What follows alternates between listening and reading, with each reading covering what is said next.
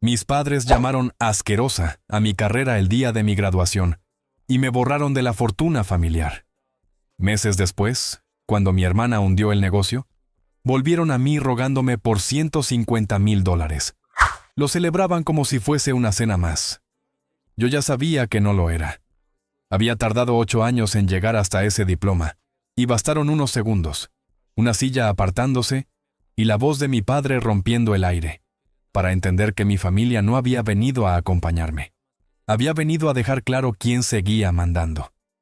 Todavía oigo cómo se apagaron los aplausos después de la graduación, el tintineo de las copas, una risa que se cortó a medias, y luego ese silencio espeso, casi húmedo, que se quedó flotando sobre la mesa cuando mi padre se levantó. Yo tenía el diploma entre las manos y una sonrisa torpe, de esas que aguantan un segundo más por pura inercia. Después, nada, como si me hubieran borrado delante de todos. Me llamo Elena Montoya, tengo 27 años y vivo en Barcelona. Hace unas semanas crucé por fin el escenario de la universidad para recoger mi título en Ingeniería Ambiental. 8 años. 8. No es una cifra bonita cuando la llevas encima. Son noches sin dormir, trabajos que te dejan el cuerpo vacío, decisiones tomadas con hambre, dudas que regresan justo cuando crees que ya las has enterrado. Ese título no era solo un papel, era la prueba de que no habían conseguido romperme del todo. Yo empecé la carrera con 19 años, y tuve que dejarla cuando me quedé sin apoyo económico. Durante mucho tiempo pensé que ese hueco ya no se iba a cerrar nunca, que algunas cosas, cuando se rompen a cierta edad, se quedan así, abiertas. Lo que no sabía entonces es que hay heridas que sí cierran, pero mal, y cuando cierran mal, cada roce vuelve a abrirlas. La cena de celebración fue idea mía, sencilla, sin florituras. Un restaurante pequeño junto al río, con luces tenues, mesas de madera y ese tipo de ambiente que intenta parecer íntimo, aunque haya ruido de cubiertos por todas partes. No invité a mucha gente. Bienvenidos a mi canal. Quiero agradecer a todos los que ven y escuchan este video. Suscríbete al canal y ayúdame a llegar a los 5,000 suscriptores. Además, dale me gusta a esta historia. Me esfuerzo mucho en crear cada historia para cada uno de ustedes. Por favor, comparte el video con tus amigos. ¡Disfrútalo! Solo a quienes de verdad habían estado ahí cuando yo no tenía nada que enseñar salvo cansancio. Y aún así cometí un error. Invité también a mis padres y a mi hermana pequeña. No por cariño, o no solo por eso. Supongo que había una parte de mí, la más tonta, la más antigua, que seguía esperando una palabra limpia. Un gesto. Algo parecido al orgullo. Los Montoya siempre hemos dado bien en las fotos. Eso se nos ha dado mejor que casi todo. Mis padres levantaron durante años una cadena de hoteles boutique repartidos por la costa. Sitges, Valencia, Málaga, Palma. Para la gente de fuera éramos la familia perfecta. Solventes, elegantes, discretos, de esos que nunca levantan la voz en público. Dentro de casa el reparto era otro. El afecto también. Mi hermana Valeria, 2 años menor que yo, nació ya colocada en el centro de la mesa. Era la heredera, la pulida, la que sabía sonreír en el momento exacto. Mi padre la sentaba a su lado desde cría y le hablaba de balances, compras, márgenes, expansión, apellido. Yo lo escuchaba desde el otro extremo, como quien oye una conversación detrás de una puerta cerrada.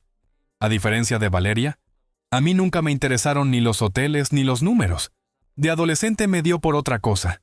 Me dio por mirar la basura que dejábamos en la playa después de San Juan, por recoger colillas de la arena mientras otros seguían con la resaca, por pensar que el mundo estaba lleno de cosas rotas que nadie quería tocar porque no daban prestigio. En el instituto organizaba recogidas, pequeños proyectos de reciclaje, cualquier excusa para sentir que podía servir para algo más que adornar una sobremesa familiar. Cuando me aceptaron en la universidad para estudiar ingeniería ambiental, de verdad creí que esa vez me mirarían distinto. Esa fue la segunda vez que me equivoqué. El día que les pedí ayuda económica todavía lo recuerdo con una claridad incómoda. Mi padre no tardó ni un segundo en responder. Ni uno. Dijo que no pensaba tirar su dinero en una carrera sucia, sin nombre, sin utilidad para la familia, que si quería apoyo, estudiara AD, como Valeria, y dejara de empeñarme en rarezas. Mi madre no añadió nada. Solo asintió una vez, muy despacio, sin mirarme. Ese gesto me hizo más daño que las palabras, porque ahí entendí la norma real de mi casa. Yo solo valía si encajaba en sus planes. Intenté seguir por mi cuenta. No quería deberles nada.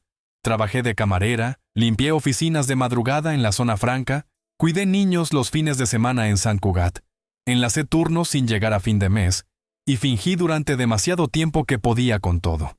Aguanté 2 años así. 2 años durmiendo poco, comiendo peor, y haciendo cuentas con una calculadora rota en la cabeza. Hasta que un día no pude más.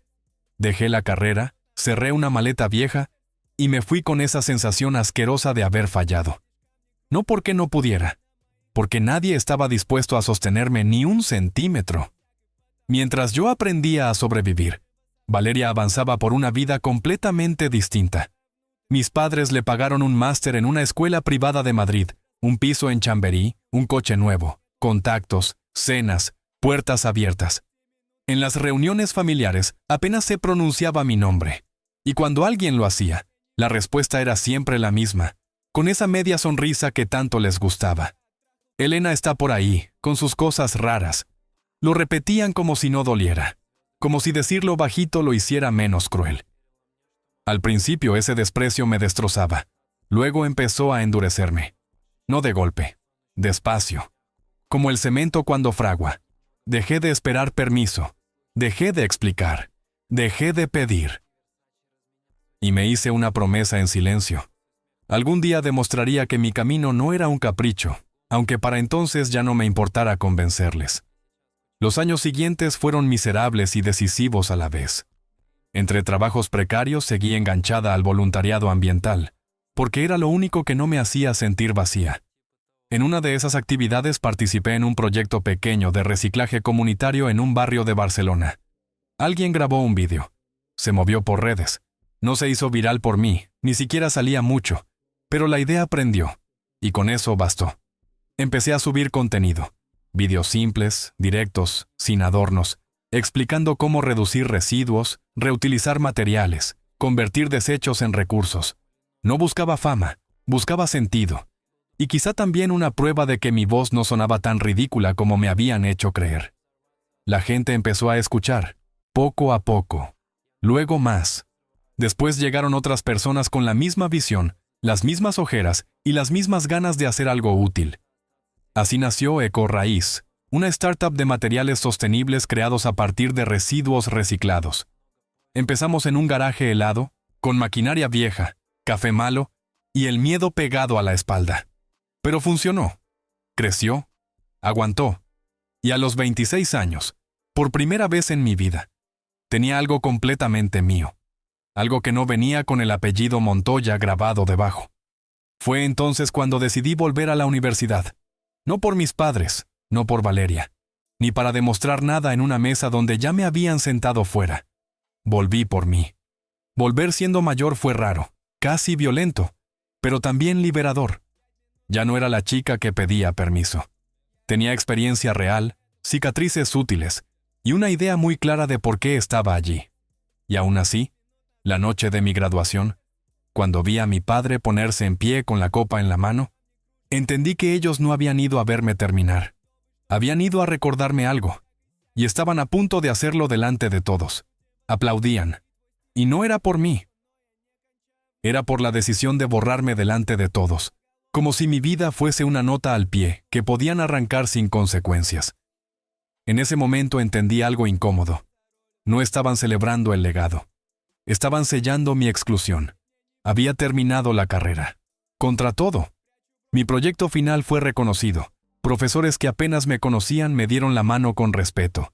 Gente que no llevaba mi apellido me miraba como si valiera algo. Por primera vez en mucho tiempo, me sentía completa. No perfecta, no invencible, completa. Y aún así, esa sensación duró lo que tardaron mis padres en cruzar la puerta del restaurante. La cena empezó con normalidad. Copas que chocaban, conversaciones cruzadas, risas suaves. Pero cuando ellos entraron, el ambiente cambió. No fue algo evidente, fue más sutil, como si alguien hubiera bajado la temperatura de golpe. Mi padre, impecable, como siempre, con ese traje que parecía hecho para imponer distancia. Mi madre recorriendo el local con la mirada, evaluando, midiendo, juzgando sin decir nada. Y Valeria, perfecta, demasiado perfecta, ocupando espacio sin pedirlo. Los saludé, sonreí, los senté en la mesa principal. Intenté creer, aunque fuera un segundo, que aquella noche podía ser distinta, que quizá habían venido a acompañarme, a reconocer algo, a mí. Me equivoqué. A mitad de la cena, cuando la gente ya estaba relajada, mi padre se levantó. No hizo ruido. No necesitaba hacerlo. Levantó la copa, esperó a que el murmullo bajara, y habló. Dijo que quería aprovechar ese momento para dejar algo claro. Lo dijo así. Claro. Escribe en los comentarios qué opinas de esta situación, cómo la manejarías. Valoro la opinión de todos, como si fuese un brindis más, como si lo que iba a decir no fuera a quedarse pegado en la piel de todos los presentes. Anunció que yo no recibiría ninguna parte del patrimonio familiar, ni ahora, ni en el futuro, que todos los hoteles, las propiedades, las inversiones, todo, pasaría exclusivamente a Valeria, porque, según él, era la única digna de continuar el legado Montoya. Mi madre añadió, con esa calma suya que siempre sonaba a sentencia, que yo ya tenía mi propio camino, que aquello era lo justo. Y entonces llegó la frase. La soltó sin subir la voz, sin rabia, peor, con desprecio limpio. Dijo que mi carrera era asquerosa, indigna del apellido Montoya. Hubo un segundo de silencio, solo uno. Y luego, aplausos. No para mí, para Valeria. Yo no lloré, no grité, no me levanté. Me quedé sentada con las manos quietas sobre la mesa, mirando a personas que conocía desde hacía años a aplaudir mi exclusión como si formara parte del espectáculo, como si todo aquello tuviera sentido. Esa noche salí del restaurante sin mirar atrás. Sabía que algo se había roto, no de forma dramática, no con ruido. Se había roto en silencio, que es como se rompen las cosas importantes. Y mientras caminaba por la calle, con el eco de los aplausos todavía metido en la cabeza, hubo una idea que apareció, pequeña, casi imperceptible. No lo sabía aún, pero aquello no era el final para mí, era el principio del suyo. Durante semanas intenté seguir con mi vida como si nada hubiera pasado. Me centré en Ecorraíz, en cerrar contratos, en no fallar al equipo que dependía de mí. Me repetía que ya no necesitaba su aprobación, que lo que habían hecho no podía tocarme, que ya estaba por encima de eso. Mentía. El cuerpo no olvida, solo aprende a callarse. A veces, en mitad de la noche, me despertaba con la frase de mi padre repitiéndose en bucle. Una carrera asquerosa. Siempre igual, siempre con su voz. Respiraba hondo, me levantaba, agua, silencio. Y al día siguiente, otra vez a funcionar. 3 meses después, el pasado volvió, y lo hizo a la 1 de la madrugada. El móvil vibró sobre la mesa, pantalla encendida, un nombre que no veía desde aquella noche. Papá. No contesté de inmediato. Miré la pantalla, dejé que sonara una vez más. Algo dentro de mí ya sabía que esa llamada no venía a arreglar nada. Venía a pedir. Al otro lado, su voz era otra, no arrogante, no firme, temblaba. Me habló del hotel principal de la familia, el de Málaga. Una tormenta inesperada. Daños estructurales graves. El seguro no cubriría nada. Según él, Valeria había firmado una póliza equivocada. Un error técnico. Millonario. Hizo una pausa. Y entonces dijo lo que nunca pensé que diría. Elena, necesitamos tu ayuda. No pidió poco. Nunca lo hacen. 50.000 euros. Dijo que para mí no era nada. Que la familia iba primero. Que Valeria era joven, que se había equivocado. Escuché en silencio, sin interrumpir. Dejé que hablara. Cada palabra que decía abría otra puerta que yo creía cerrada. El día que me negaron el dinero para estudiar. El día que me borraron delante de todos. El día que decidieron que yo no valía. Cuando habló lo suficiente, respondí. Tranquila. Demasiado tranquila. Le recordé que, según sus propias palabras, yo ya no formaba parte de esa familia, que no podía salvar algo de lo que me habían expulsado públicamente. Y le sugerí algo que sabía que le dolería más que cualquier insulto, que vendieran uno de sus hoteles. Siempre habían dicho que eran intocables. Colgué antes de que pudiera responder. Pensé que ahí terminaba todo. Me equivoqué. A la mañana siguiente, al volver a casa, estaban allí, los tres, en la puerta, sin avisar, sin llamar antes, como si aún tuvieran derecho a aparecer cuando quisieran. Los dejé pasar, no por debilidad, por curiosidad. Quería ver hasta dónde podían llegar. Mi madre habló primero. Honor, tradición, sacrificio. Dijo que 50,000 euros no eran nada comparados con todo lo que habían hecho por mí al criarme. Como si eso se pudiera cobrar después. Valeria lloraba, o eso parecía. Dijo que no lo había hecho a propósito, que había sido un error, que la perdonara, que la salvara. Los miré a los tres, de verdad, por primera vez sin sentirme pequeña. Y entonces hablé. Les dije que cuando yo necesité apoyo, no lo tuve. Que cuando fui humillada, eligieron el silencio. Que no era un cajero automático al que recurrir cuando sus decisiones fallaban. Que cada uno carga con lo que firma. Mi padre explotó. Me llamó ingrata. Dijo que sin ellos no sería nadie. Me levanté despacio. Lo miré a los ojos. Y le devolví algo que llevaba años guardando. Que todo lo que tenía lo había construido sola. Y que si alguien no era nada sin el apellido Montoya, no era yo. Les pedí que se fueran. Y esta vez, no hubo margen. 2 días después, empezó la verdadera tormenta. Valeria publicó una historia en redes. Un relato limpio, bien editado. Yo era la villana perfecta. Una empresaria fría que había abandonado a sus padres enfermos y rechazado ayudar a su hermana desesperada.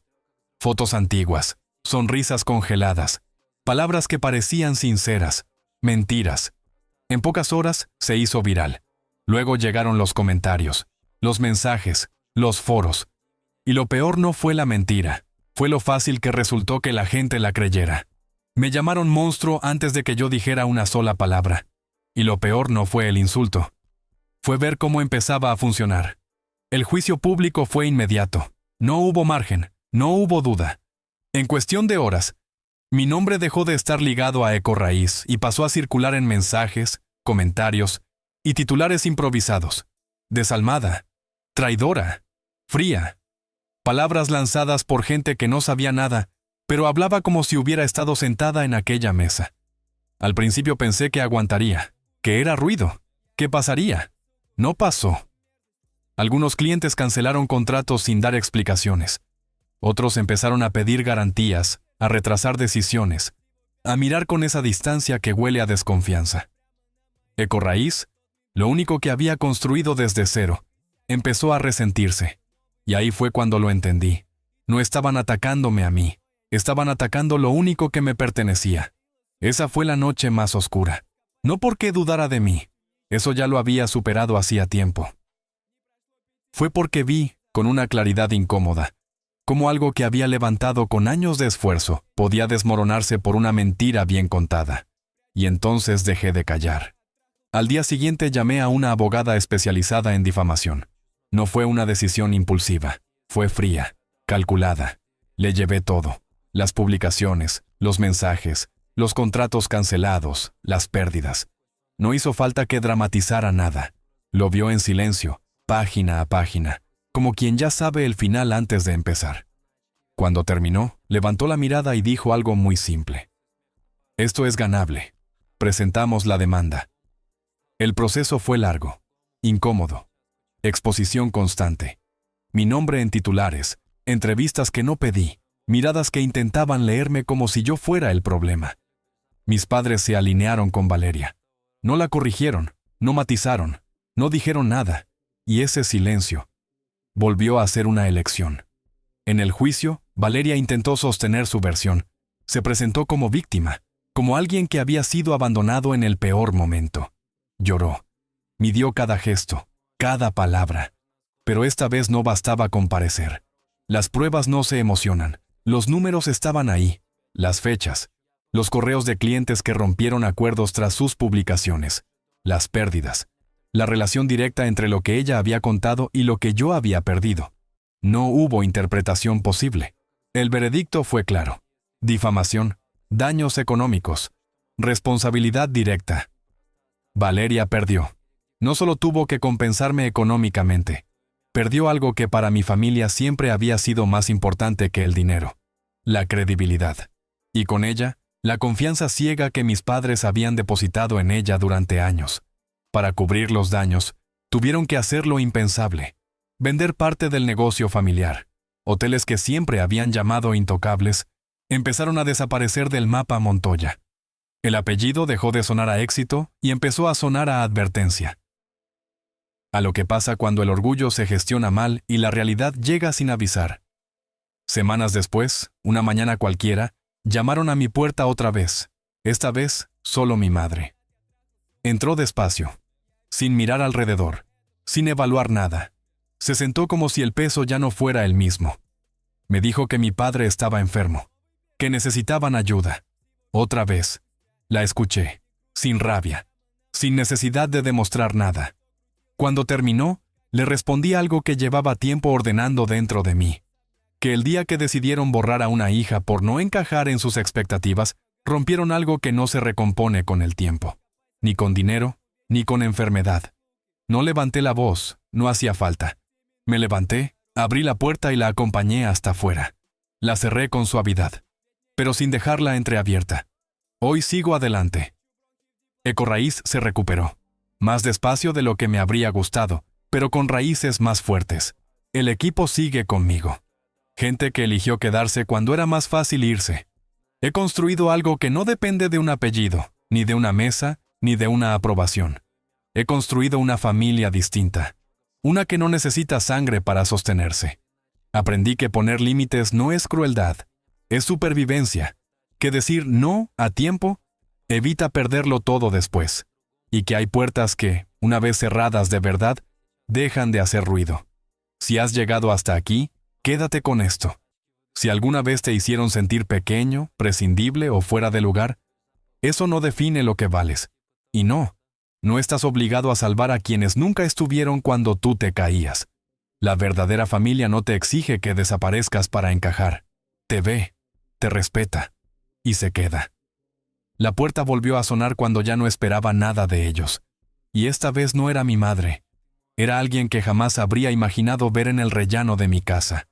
Llevaba un sobre en la mano, la cara desencajada y esa forma de respirar de quien ha venido a hacer daño, o a evitar uno mayor. En cuanto levanté la vista, entendí que lo que quedaba de los Montoya aún no había terminado de hundirse. Habían pasado 4 meses desde la última vez que vi a mi madre. 4 meses de silencio compacto, de trabajo, de volver a poner en pie lo que la mentira de Valeria había intentado tirar abajo. Ecorraíz había recuperado contratos, habíamos cerrado un acuerdo importante con una empresa de Valencia, y por primera vez en mucho tiempo, mis noches volvían a parecer noches y no salas de espera. Yo ya había dejado de mirar atrás, o eso creía. Abrí la puerta pensando que sería un repartidor, pero no, era Hugo Salvatierra, el antiguo director financiero del Grupo Montoya. Lo conocía de vista desde hacía años, siempre cerca de mi padre, siempre impecable, siempre con esa expresión de hombre que sabe demasiado y nunca se moja. Verlo allí, sin chaqueta, con la corbata mal colocada y un sobre doblado entre los dedos, me produjo una sensación extraña, como si una pieza del pasado hubiera salido de donde estaba escondida para venir a cobrarse algo. «Necesito hablar contigo», dijo. No sonó a petición, sonó a urgencia. Lo dejé pasar sin decir nada. Se sentó en el borde del sofá, pero no apoyó la espalda. Tenía la mandíbula tensa y los ojos cansados. Durante unos segundos no habló. Miró el salón, la mesa, las plantas junto a la ventana, como si todo aquello le resultara impropio, o quizá insoportable. Luego dejó el sobre delante de mí. «Tu padre no te está diciendo la verdad». No contesté. Solo lo miré. Hugo tragó saliva antes de seguir. Me explicó que los problemas de los hoteles no habían empezado con la tormenta de Málaga, ni con el error de Valeria en la póliza. Eso solo había sido el incendio visible. Lo real llevaba años pudriéndose por dentro. Cuentas maquilladas, reformas infladas, dinero movido entre sociedades para tapar pérdidas que nadie fuera del núcleo duro conocía. Y entonces dijo algo que me dejó inmóvil. Mi nombre aparecía en varios documentos. Al principio pensé que no había oído bien. Se lo hice repetir. Lo repitió despacio. Mi nombre. En avales. En autorizaciones. En una sociedad patrimonial creada meses después de que yo abandonara la universidad.